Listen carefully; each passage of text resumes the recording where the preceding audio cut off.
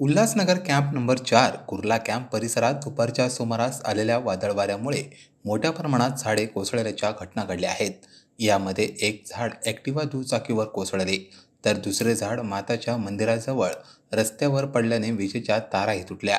तसेच या परिसरातील गार्डनजवळ देखील एक मोठं झाड कोसळल्याची नोंद आहे.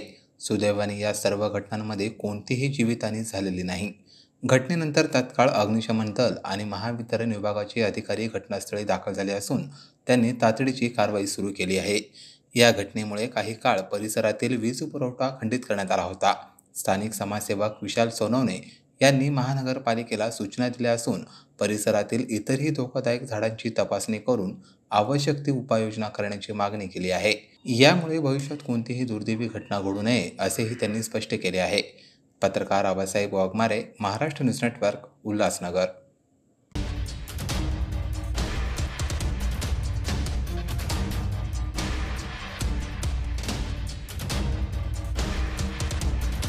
जय माता दी, जय झूलेलाल। हम लोग का कुर्ला कैंप परिसर में मंदिर है, जय अम्बे माता मंदिर 53 ईयर्स से है। तो दोपहर को बहुत तूफान आया, उससे एक बादाम का झाड़ सामने है वो पूरा गिर गया था, मंदिर के पूरा परिसर में गिर गया था, पूरा मंदिर ढक गया था। तो हम लोग ने अंजलि सालवे मैडम को कंप्लेन किया, फ़ोन किया उनको। तो फिर विशाल भाई आए, उन्होंने फायर ब्रिगेड में फ़ोन किया।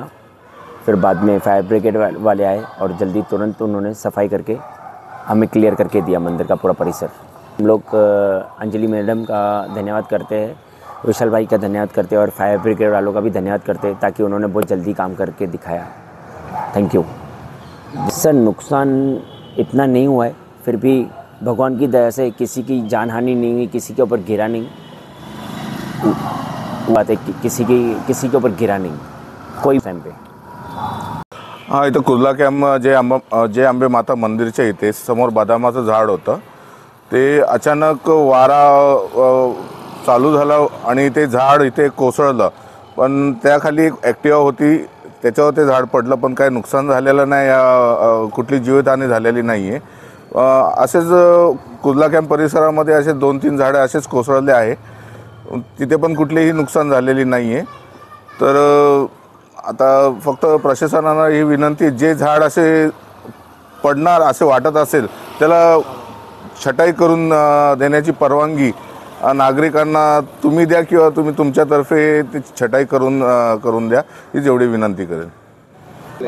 हां, वीज पुरवठा तर खंडित झाला आहे, भरपूर ठिकाणी आता लाईट बंद आहे। जसं लालसाई परिसरामध्ये पण मेन एस टी लाईनवर झाड कोसळलं आहे, तर लाईन टोटली बंद आहे। तर MSCBशी संपर्क साधला तर 2-3 तास ते लागणार आहे, ते असे म्हणत आहेत। आणि तसेच फायर ब्रिगेडवाले जसं त्यांना कॉल जात आहे ते तात्काळ तिथे जाऊन त्यांची सेवा देत आहे आणि लवकरात लवकर पूर्ण साफसफाई करून झाड कटिंग करून एक साईडला करत आहे। त्यासाठी आम्ही नागरिकांच्या वतीने, माझ्या वतीने मी त्यांचा धन्यवाद व्यक्त करतो।